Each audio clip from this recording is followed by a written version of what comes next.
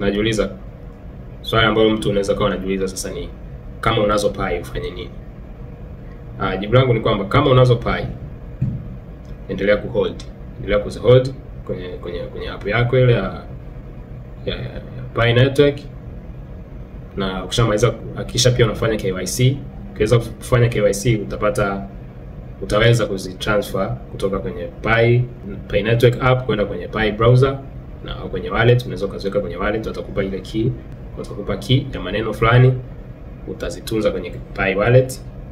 Fanya KYC, na kama uko na plan ya kuparticipate kwenye business yoyote ambayo ita involve Pi, hakikisha unafanya pia KYB.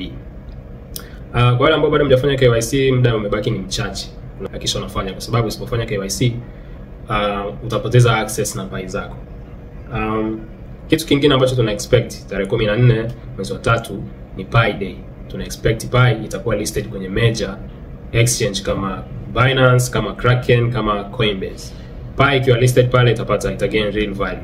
Ikisha gain real value, tuna expect Pi itaanza sasa kutumika kwenye normal transaction kama tunavyofanya kwenye Bitcoin au USDT au crypto coins zingine, na Pi pia inaweza ikaanza kufanya transactions aina hiyo.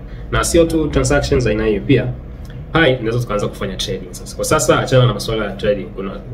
Kuna platform ambazo tayari zimesha list, wanasema unaweza kufanya trading kama IOU, lakini achana nazo. Hold kwanza Pi zako, zikishakuwa listed officially unaweza ukafanya trading kwenye official au platform ambazo zinajulikana zaidi kama Binance, Kraken na Coindex au ya Coinbase. Sometime unaweza ukafanya trading pia kwenye Bybit. Kitu kingine, Pi zinaweza zikatumika kwenye DeFi. Hii ni decentralized finance. DeFi unaweza ukafanya activity kama stacking. Stacking ni pale unapokuwa na crypto coin kadhaa, unaingia kwenye platform kama Binance, unazihold, unaziingiza mahali, unazilock kwa muda fulani.